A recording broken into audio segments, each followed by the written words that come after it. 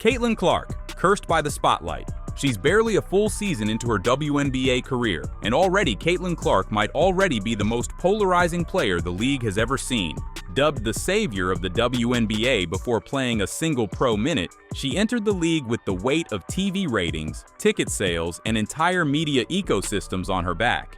But instead of celebration, she's faced targeted physical play, media attacks, and locker room drama from day one. The curse? She's too big to fail. Every game is a referendum. Every hit becomes a headline. Every teammate dynamic turns into a think piece. She's cursed by impossible expectations and a league culture still unsure what to do with its biggest star since Diana Taurasi. And now during her first real injury scare, the WNBA has noticed what the league is like without Clark. Angel Reese, cursed by the villain role. From NCAA champion to league villain in record time, Angel Reese should be riding high.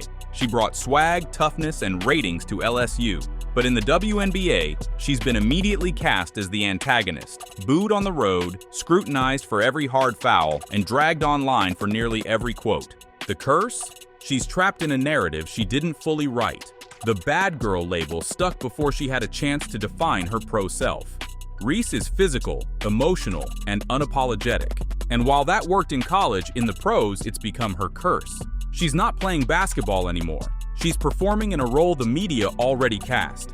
Cameron Brink, cursed by the golden cage. The talent is real, the ceiling is high, the pedigree, impeccable. But Cameron Brink may already be trapped by what she represents. She's a defensive powerhouse, a brand ambassador, and the goddaughter of Steph Curry. But some say she's being molded more as a media darling than a player allowed to grow through mistakes. Her foul trouble is real, her inconsistency is real. And yet she's already in fashion magazines and shoe deals. Brink's curse? She might be too polished. Before fans ever got to know her game, they knew her story. And when reality doesn't match the hype, criticism comes fast. She's stuck in the golden cage of image over evolution, where every missed box out becomes a branding crisis. Chamique Holdsclaw, cursed by chaos and collapse. Once hailed as the next face of the WNBA, Chamique Holdsclaw's career unraveled due to mental health struggles, off-court incidents, and a tragic fall from grace. Chamique Holdsclaw was supposed to be the Michael Jordan of women's basketball. After a legendary run at Tennessee, she was drafted first overall in 1999 and exploded onto the scene. She put up monster numbers and was the future of the league. But behind the box scores, her life was unraveling.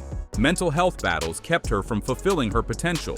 She disappeared from teams without notice, spiraled emotionally, and the media never quite knew how to handle it. Then in 2012, it hit rock bottom. She was arrested after smashing her ex-girlfriend's car with a baseball bat and allegedly fired a gun. She avoided jail but not the collapse of her public image. Since then, she's bravely become a voice for mental health awareness. But in terms of basketball, she's a what could have been. Her curse wasn't a single incident, it was a slow fall from greatness rooted in pain few ever saw. Jantel Lavender, cursed by the clock. A consistent talent buried by timing and injury, Lavender spent her prime years overshadowed and off the court. Jantel Lavender never made headlines, but she made teams better. Drafted in 2011 by the Sparks, she worked in the shadows for years until she finally got her shine in 2016 as the WNBA's 6th Woman of the Year. It should have been the start of something big. Instead, it was the peak. Injury after injury followed. A devastating foot fracture in 2019 sidelined her when she was finally getting a starting role. After multiple surgeries and rehab setbacks, the rhythm was gone. The league had moved on. She bounced between teams but never really found her groove again. Lavender's curse wasn't drama or scandal, it was tragic timing. When she was ready, her body wasn't. And when her body was ready, the league had forgotten. Elena Donne, cursed by pain no one sees. MVP talent trapped inside a fragile body. Elena Donne has battled chronic injuries and illnesses that limited a Hall of Fame trajectory. Elena Donne isn't just good, she's generational. With 2 MVPs and one of the purest jumpers the game's ever seen, she was supposed to be the GOAT. But she spent her entire career in a tug-of-war with her body. Her struggles started early with Lyme disease, which forced her to manage energy and health daily. In 2019, she won a title while playing through 3 herniated discs. That should have been a heroic high point, but it broke her. Back surgery followed, then more setbacks. Nearly 2 years went by before she returned, and she's never fully been the same. Her curse is the quietest kind, invisible pain. Donne still flashes brilliance, but her dominance is now intermittent. Her story isn't over, but it's been rewritten by a body that won't cooperate. Skylar Diggins, cursed by conflict and silence. An elite guard known for her flair and fire, Skylar's career has been repeatedly derailed by locker room tension, team exits, and strange disappearances. Skylar Diggins should be a household name. A Notre Dame legend, a top draft pick, and one of the flashiest scorers the WNBA's ever had. But for every highlight, there's been chaos behind the scenes.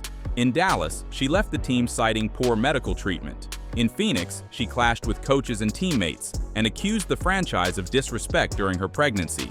Then came the mystery. In 2023, Skylar just vanished from the league. No retirement announcement, no official explanation. Fans speculated, was it beef with the Mercury? A contract standoff? Personal burnout? Skylar's curse is one of isolation. For all her talent, the league seems to keep pushing her out. Or maybe she's pulling herself away. Either way, her legacy is tangled in silence. Shoni Schimmel, cursed by a vanishing act. Once an all-star and fan favorite, Schimmel's career vanished almost overnight, derailed by weight issues, off-court problems, and legal trouble.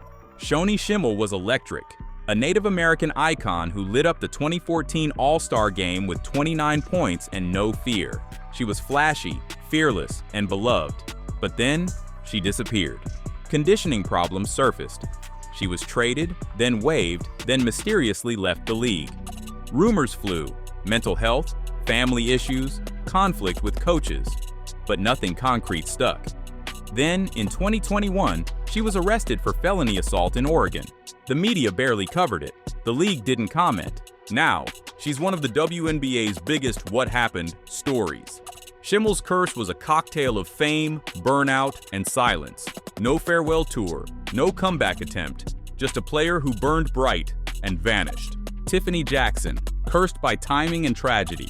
A solid pro who never got her flowers, Jackson's life took a heartbreaking turn with a cancer diagnosis that ended her career, and ultimately, her life. Tiffany Jackson was never a superstar, but she was everything teams needed. She rebounded, defended, and led by example. After 9 years in the league, her steady presence was cut short in 2015 when she was diagnosed with breast cancer. She fought, came back, even made a return to play, but the momentum was gone. Teams moved on, and eventually, so did she, to coaching, mentoring, and building the game for others. But in 2022, the cancer returned. This time, she didn't win the fight. Jackson passed away at just 37 years old. Her curse wasn't failure, it was fate. A life of service and perseverance interrupted far too soon. Dena Head, cursed by being first. The WNBA's first ever draft pick, remembered more for that trivia than her actual career. When the WNBA held its inaugural draft in 1997, Dena Head made history. First name called, first hope for a new league. But that moment never blossomed. She played just 2 seasons, averaged fewer than 4 points a game, and was out by 1999. The curse? Expectations. Head wasn't picked because she was the best young player. She was a 26-year-old vet chosen for her experience. But the public didn't get that nuance. She was the first, which came with the pressure to be great, to be iconic. She wasn't. Head's name lives on in history books, but her career became a cautionary tale. Not every first gets to be a legend. Chiney Ogwumike, cursed by injuries and ESPN. A former #1 pick whose career stalled under the weight of broken bones, and a breakout media career. Chiney Ogwumike was supposed to dominate. #1 pick in 2014, Rookie of the Year. She had the name, the game, the marketability. But then came the knee, the Achilles, the broken legs. One injury after another robbed her of momentum. During rehab, Chiney pivoted to ESPN. She became a rising star, bright, polished, camera-ready. And that's when the whisper started. She's more media than basketball. She's already moved on. By the time she returned to the Sparks, her minutes were down and her role was limited. Her curse was twofold, a body that couldn't hold up and a second act that arrived too early. Chiney's still around, but not in the way fans expected. Amber Harris, cursed by the spotlight she never wanted. a top draft pick with championship pedigree who simply vanished from the league without explanation. Amber Harris had everything on paper. Two-time NCAA champion at Xavier, drafted 4th overall by the Minnesota Lynx in 2011. Tall, athletic, versatile. She joined a loaded roster and won 2 WNBA titles in her first 2 seasons. But then, silence. Harris's minutes dropped, her stats dipped, and by 2014, she was out of the league. No major injuries, no scandals, just gone. Her curse? Being good enough to be noticed, but not needed enough to be missed. Overshadowed by stars like Maya Moore and Simone Augustus, Harris became a ghost in her own success story. Her career is now a trivia footnote, proof that not all curses are dramatic. Some just erase you quietly. Tamika Catchings, cursed by what could have been. One of the greatest ever, whose legacy somehow still feels like it left something on the table. It feels strange to call Tamika Catchings cursed. She's a Hall of Famer, 10-time All-Star, champion, MVP, defensive monster. But her career was almost permanently derailed before it even began. Torn ACL before her rookie year. She missed the entire 2001 season. She came back strong. She dominated. But she never got the multiple titles her talent deserved. Her Indiana Fever made the finals 3 times, only won once. The teams around her often lacked firepower, and she played her whole career battling deafness, knee pain, and heavy expectations. Her curse? Being almost remembered like Diana Taurasi or Maya Moore. Instead, she's the WNBA's Tim Duncan, respected, dominant, but not always centered in the spotlight she earned. Alexis Hornbuckle, cursed by the 2-title disappearance. She's the only player in history to win a WNBA championship and NCAA title in the same year, and somehow nobody remembers her.